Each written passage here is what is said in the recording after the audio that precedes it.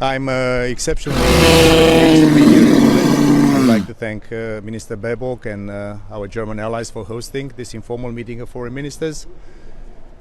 We are at the moment of significant changes in European security, and NATO stands strong in support of Ukraine and in defending the 1 billion people living in our allied nations. Yesterday evening we were joined by the Swedish and Finnish foreign ministers. We know and we fully respect the democratic processes taking place in these two vibrant democracies, and if they will decide to seek membership, I'm confident that allies will look constructively and positively for their membership into this alliance. Finland and Sweden are already the closest partners of NATO. We work with them in many ways. As I mentioned, they are vibrant democracies. They have an impeccable rule of law. They have strong militaries. They already contribute to Euro-Atlantic security, and also they are very interoperable with the rest of NATO. Also today we'll be focusing on the latest development in Ukraine.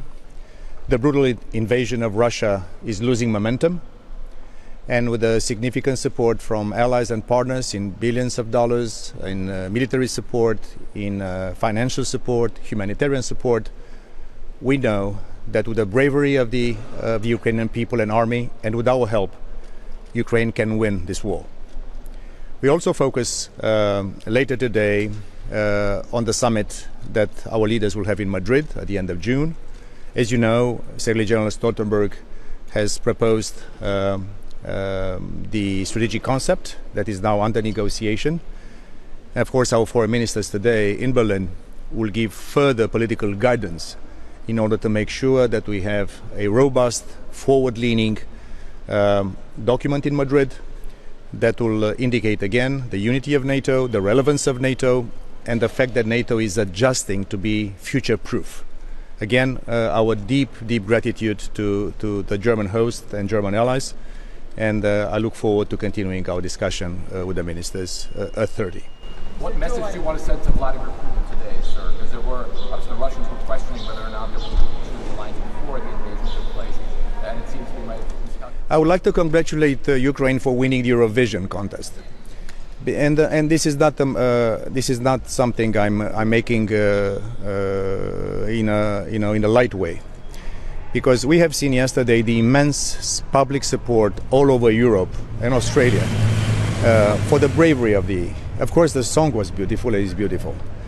So the message we want to send to Mr. Putin is that they've started the most brutal and cynical war since the Second World War.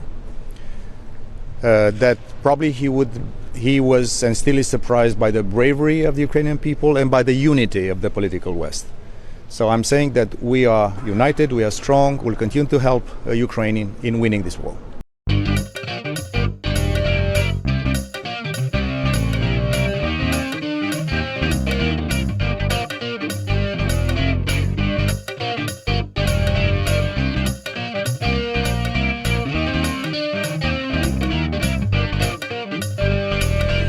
We had the discussion yesterday, the first round of our informal meeting, and like always in NATO, there is a frank and constructive discussion.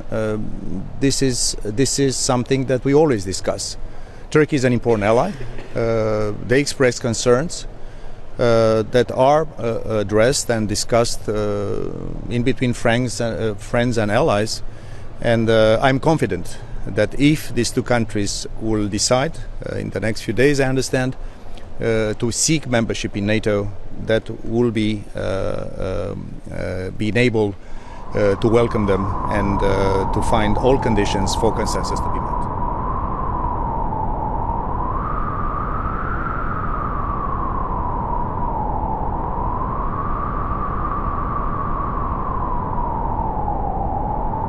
NATO will always respect the right of nations in Europe and around the world to choose their own path.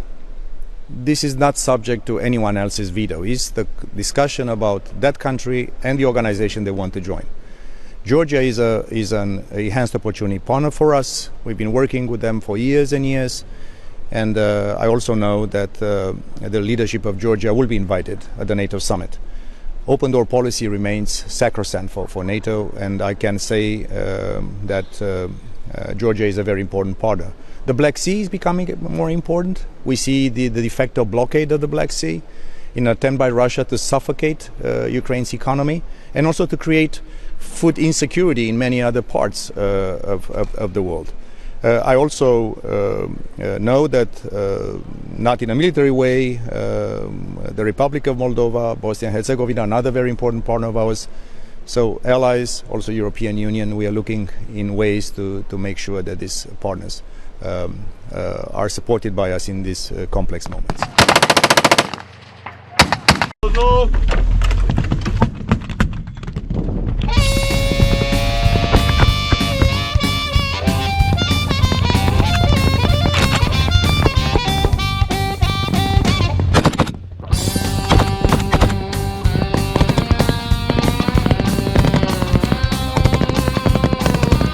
Listen, we are not commenting on national decisions by allies. These are decisions that are done in a sovereign way.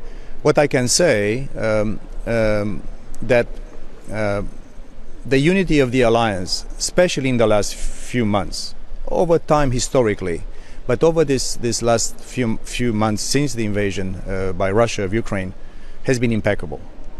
And this is the strength of everything we do. Look at the impeccable coordination between NATO. G7 was held yesterday here in Germany, the EU, NATO and the G7. Look at the way in which other partners, look at Rammstein, where we had 40 plus nations coordinating in supporting Ukraine. So bilateral issues do happen. We are democracies, there are sovereign decisions and discussions, we respect that. But I would emphasize again the spirit of unity and the spirit of common belonging. And NATO is the platform of transatlantic security conversation, and we are and I'm very proud, Secretary General Stoltenberg is very proud of the way in which allies are united in a common endeavor. Ukraine can win this war. Thank you very much, colleagues.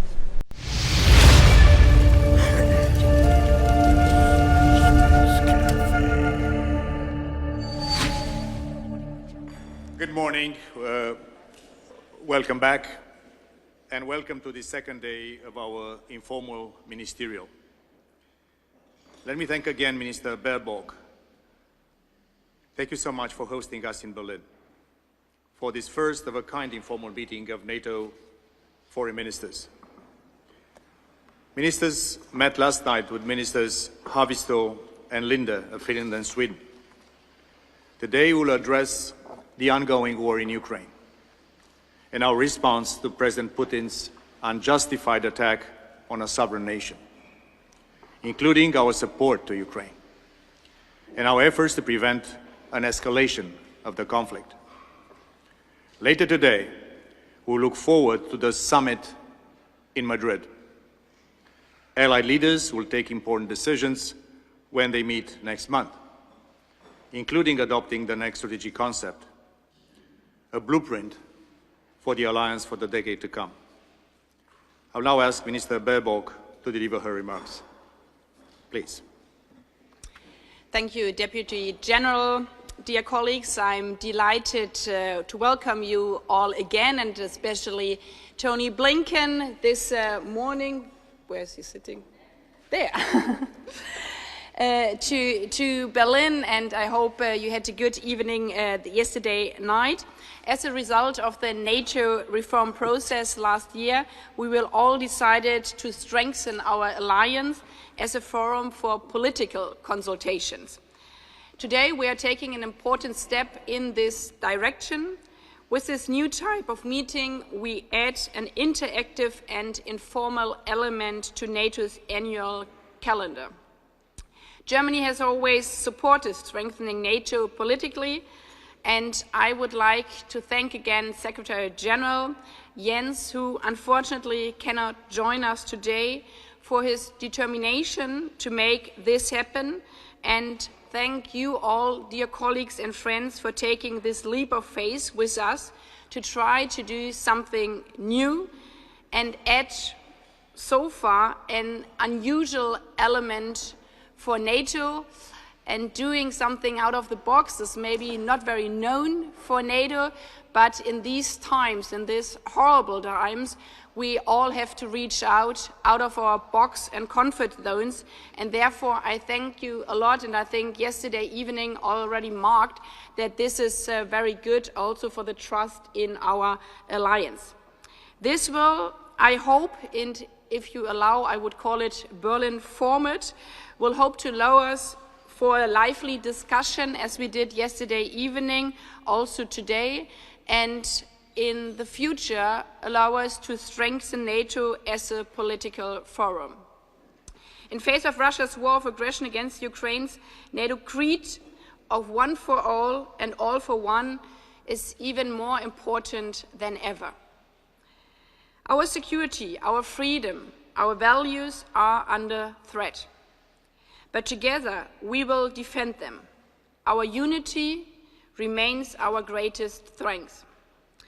In light of this dramatic situation, two of our closest partners are considering joining us. Yesterday evening, we welcomed our Finnish and Swedish colleagues who briefed us on the latest steps in their decision-making process. In the current security environment, it is necessary to strengthen NATO politically, but also militarily. We all already underlined when we met last time in Brussels that we will step up our military support to protect our alliance and to be strengthened with regard to the breach of law by Russia and Russians' aggressive behavior. I look forward to an open exchange with all of you throughout the course of the day. We have much to discuss, as the Deputy General underlined: support for Ukraine, the consequences of Russia's war for NATO's defense posture, but also NATO's new strategic concept, providing NATO with political framework for the years to come. This informal meeting builds a bridge to the summit in June, where we will meet next. And dear Minister of Spain, dear Joseph, I'm very much looking forward to expanding on today's meeting and discussions in sunny Madrid next month, and thank you all for coming. And now I hand back to Mircea. Thanks a lot, colleagues. Thank you so much, Annalena from sunny Berlin. Let me thank the media for joining us this morning, and we'll resume our meeting in just a moment.